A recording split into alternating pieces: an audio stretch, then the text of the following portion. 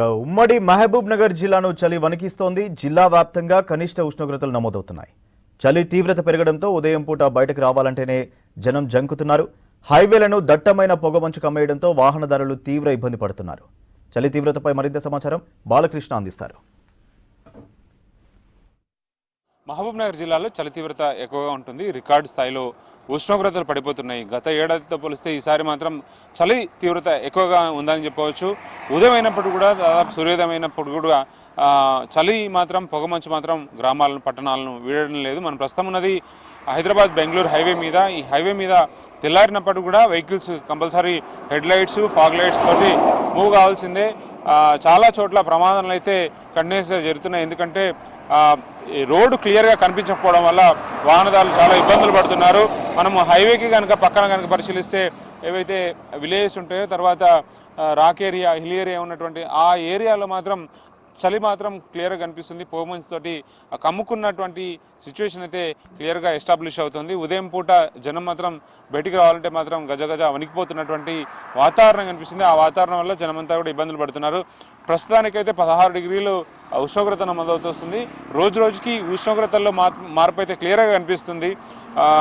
ఈ సీజన్లోనే అత్యధికంగా ఉష్ణోగ్రతలు అయితే అత్యల్పమైనటువంటి ఉష్ణోగ్రతలు, చాలా తక్కువ రికార్డ్ అయినటువంటి ఉష్ణోగ్రతలు అయితే క్లియర్గా కనిపిస్తుంది. దానివల్ల జనం అయితే పూర్తి స్థాయిలో ఇబ్బందులు పడుతున్నారు. ఇక చెంచు పెంటలు ఏజెన్సీ ఏరియాలో అయితే ఈ చలి తీవ్రత అత్యధికంగా ఉంటుంది. ఎందుకంటే మనకు ఉన్నటువంటి ఏదైతే ఫారెస్ట్ ఏరియాలో ఇంకా ఉష్ణోగ్రతలు తగ్గుముఖం పడతాయి కాబట్టి జనరల్ సాధారణ ఏరియాలో కంటే ఆ ఏరియాలో 5 నుంచి 10 డిగ్రీల ఉష్ణోగ్రత తక్కువగా ఉంటుంది. కాబట్టి మామూలుగానైతే 5 నుంచి 10 డిగ్రీల ఉష్ణోగ్రతల మధ్య వాళ్ళు కాలం వెళ్ళదీస్తున్నటువంటి వాతావరణంలో వాళ్ళంతా కూడా చలి వల్ల జ్వరాల బారి పడుతున్నారు. ఆసుపత్రిలో పాలవుతున్న పరిస్థితి కనిపిస్తుంది.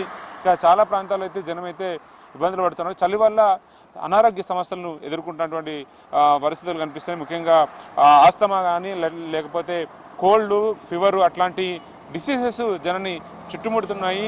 సో చలి ప్రభావం అయితే చాలా అత్యధికంగా కనిపిస్తుంది. ఇక హైవే మీద అయితే సూర్యోదయం అయినప్పటికీ కూడా చలి తీవ్రత వల్ల కంపల్సరీగా లైట్స్ అయితే వేస్తూనే ఉండాలి. చాలా జాగ్రత్తగా ప్రయాణాలు సాగిస్తుండాలి. మనకు హైదరాబాద్ నుంచి బెంగళూరు వైపు మాత్రం చాలా చోట్ల తరచూ చలికాలంలో ఎక్కువగా ప్రమాదాలు జరుగుతున్నాయి. రోడ్లు క్లియర్గా కనిపించకపోవడం వల్ల ఈ ప్రమాదాలను అయితే పొగమంచు వల్ల చాలా ఇబ్బందికరమైనటువంటి వాతావరణం అయితే కనిపిస్తూ ఉంది. సో జిల్లా వ్యాప్తంగా మాత్రం పరిశీలిస్తే ఓవరాల్గా చలి తీవ్రత ఎక్కువగా ఉంటుంది. రోజు రోజుకి చలి ప్రభావం అయితే క్లియర్ కనిపిస్తుంది. చలి మంటలు వేసుకుంటూ గ్రామీణ ప్రాంతాల్లో కొంత ఊరట చెందుతున్నారు. ఇక అత్యవసరం అయితే తప్ప జనం బయటికి రాలేని సిచ్యువేషన్ కనిపిస్తుంది. ఉదయం 8 గంటల్లో దాటినప్పుడు కూడా జనం ఎవరిగా ఉద్యోగాలకు కానీ లేకపోతే స్కూళ్ళకు వెళ్ళే వాళ్ళు మాత్రమే వెళ్తున్నారు తప్ప మిగతా వాళ్ళంతా జనం ఇళ్ళకే పరిమితం అవుతున్నారు.